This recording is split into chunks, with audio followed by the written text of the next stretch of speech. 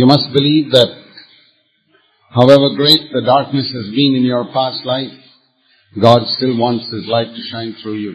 உங்களுடைய கடந்த கால வாழ்க்கை எவ்வளவு இருளானதாய் இருந்தாலும் கூட தேவன் இன்றைக்கு உங்களுடைய ஒளி பிரகாசிக்கும்படியாய் விரும்புகிறார். Even the failures that you've had in your life are part of God's plan to teach you something.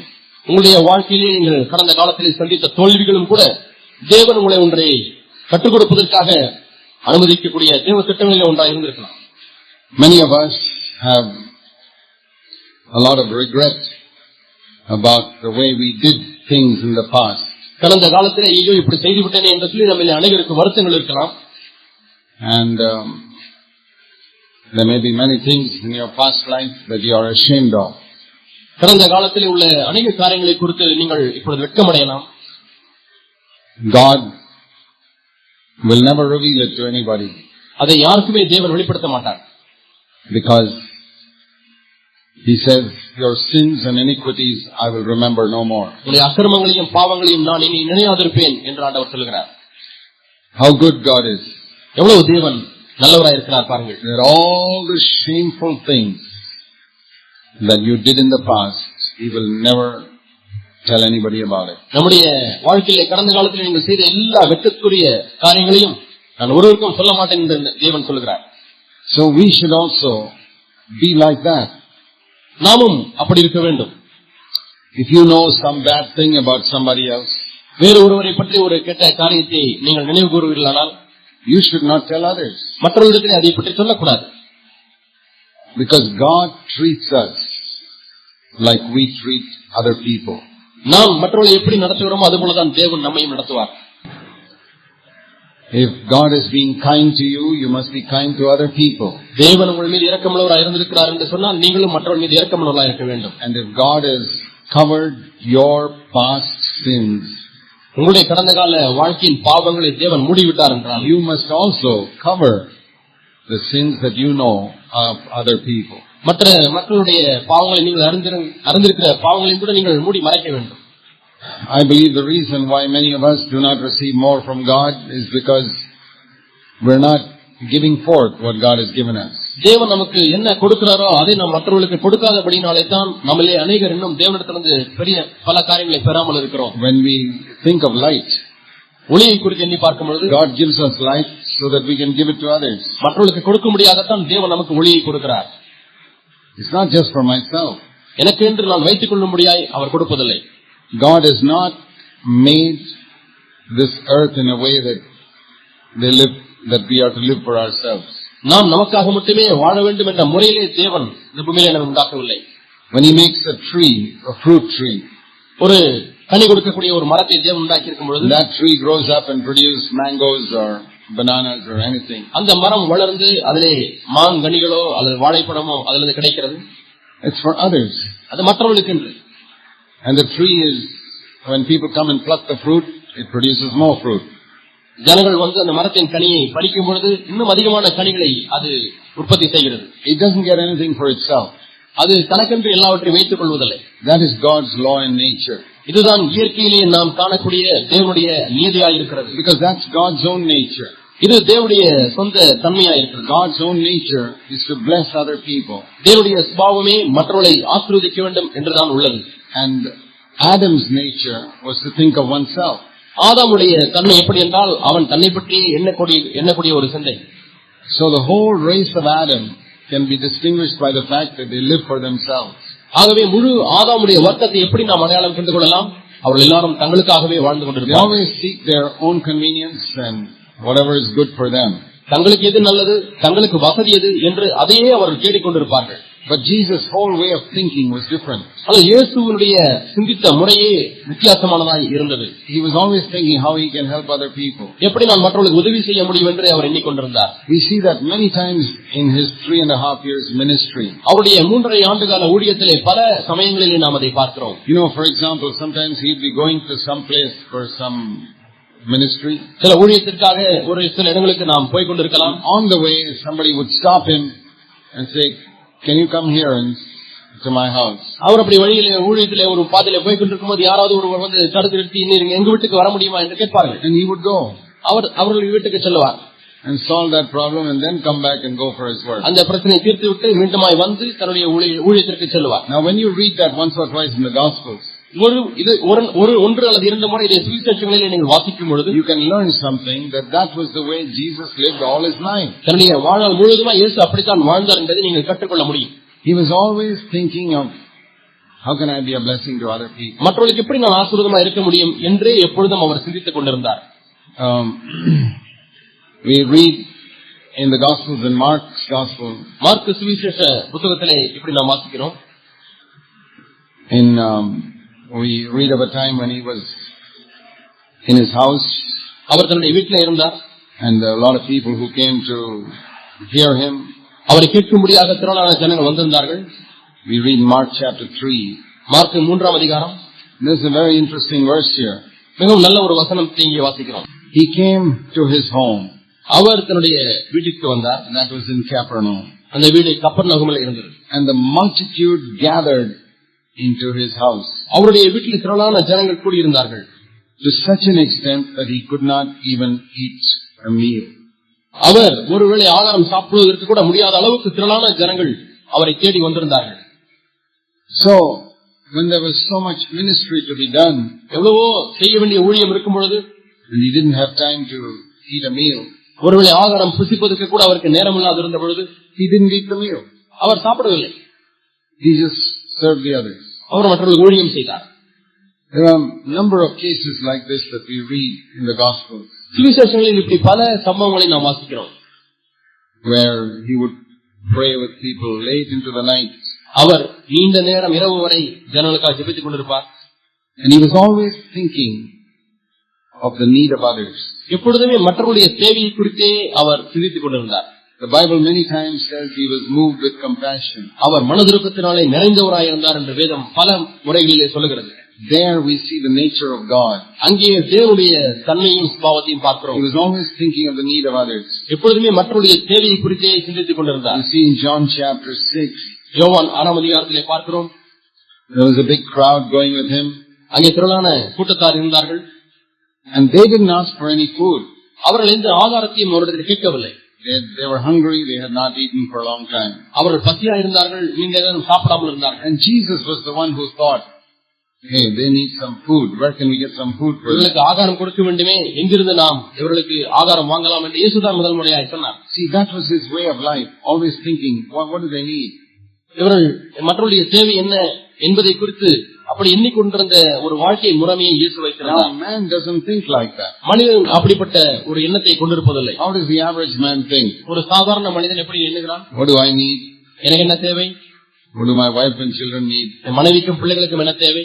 Everybody in the world lives like that. உலகத்திலே உள்ள எல்லாரும் இப்படித்தான் வாழ்ந்து கொண்டிருக்கிறார்கள். My need is met, my wife and children's need is met, everything is okay. என்னுடைய தேவை சந்திக்கப்பட்டாய்விட்டது, என்னுடைய மனைவி பிள்ளைகள் எல்லாருக்கும் கிடைத்து விட்டது, போதும். All the atheists and people of every religion live like that. நாஸ்திகர்களும் மற்ற பிற மதத்தை சார்ந்த அனைவரும் இப்படித்தான் வாழ்ந்து கொண்டிருக்கிறார்கள். How do we know that Jesus has come and changed our way of life? இயேசு வந்து நம்முடைய வாழ்க்கை பாணியை மாற்றி விட்டார் என்று எப்படி நாம் அறிந்து கொள்வது? One way you'll know is this.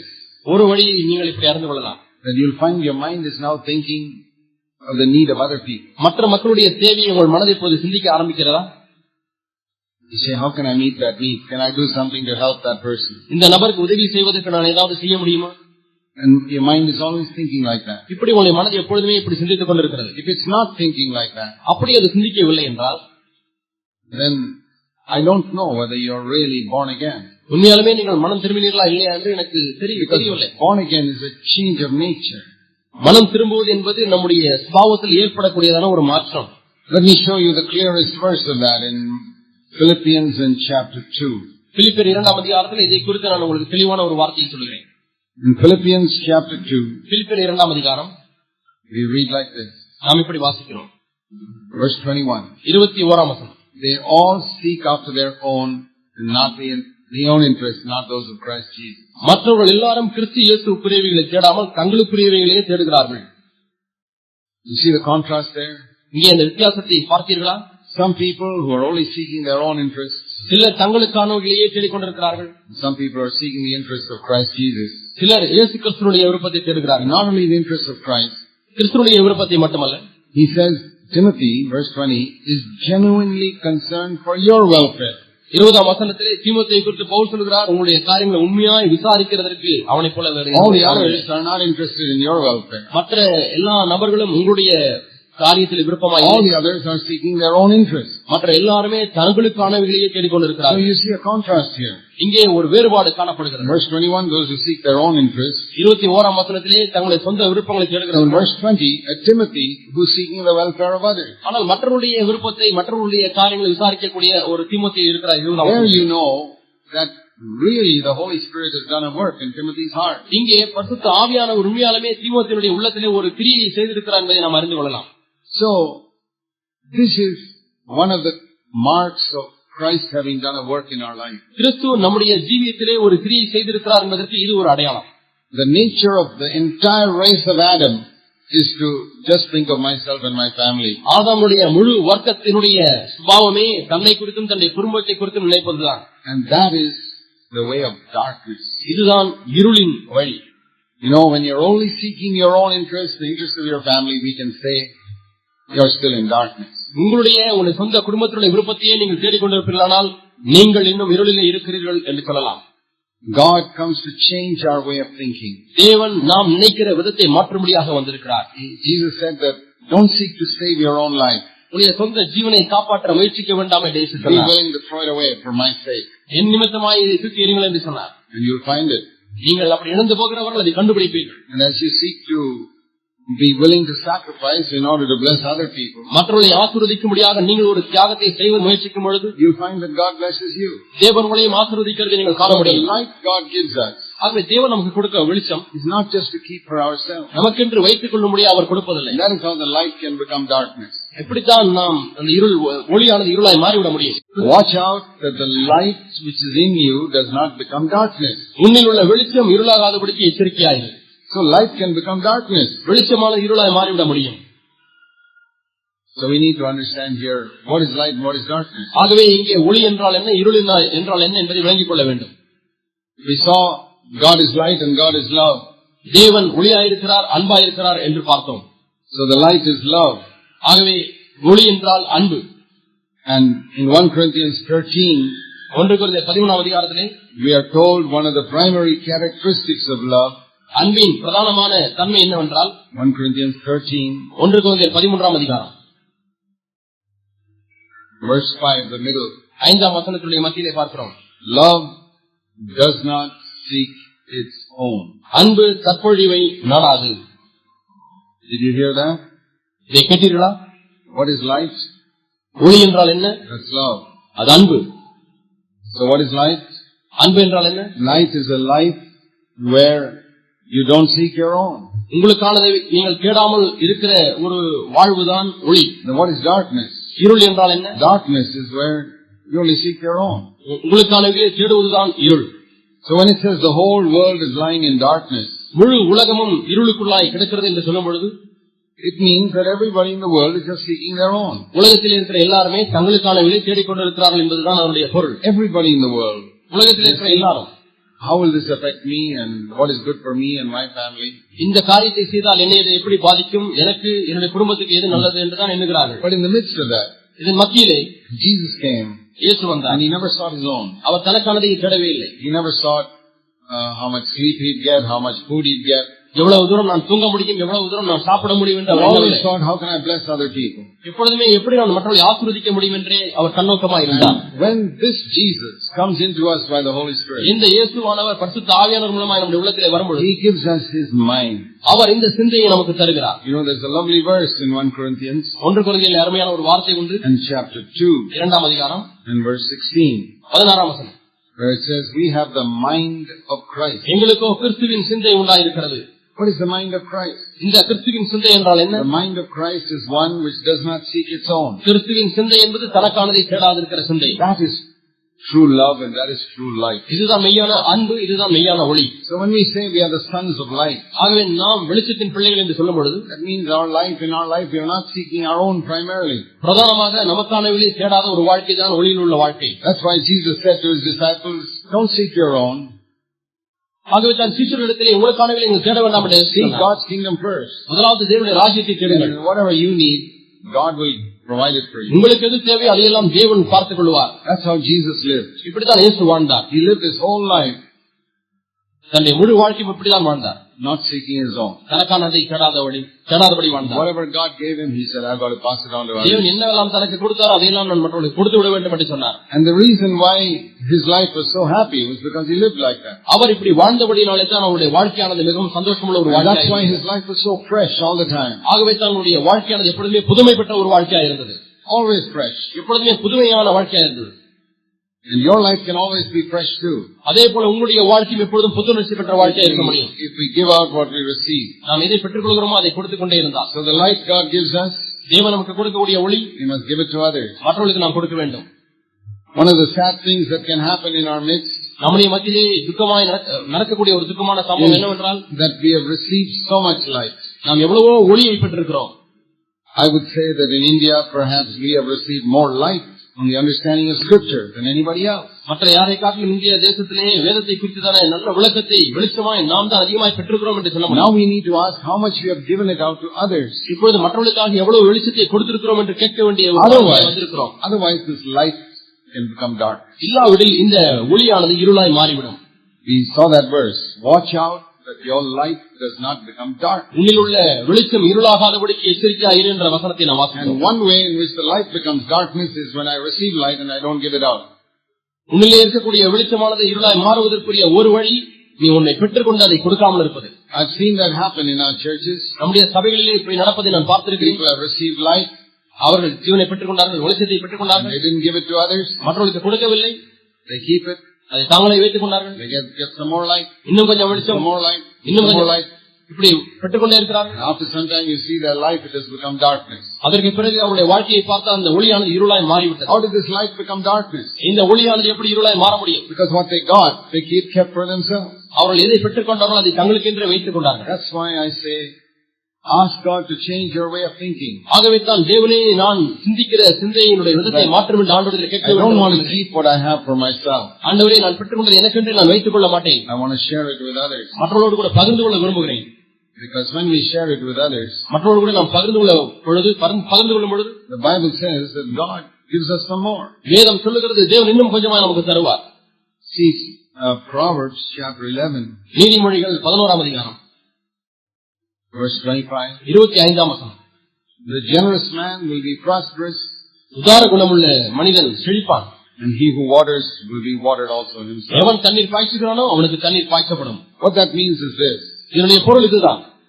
If I use the water God gives me to water somebody else's garden, தேவன் எனக்கு கொடுக்கிற தண்ணீரை மற்றவருடைய தோட்டத்திலே பாய்ச்சினேன் என்றால், then God will water my garden. தேவன் என்னுடைய தோட்டத்திற்கு நீர் பாய்ச்சுவார்.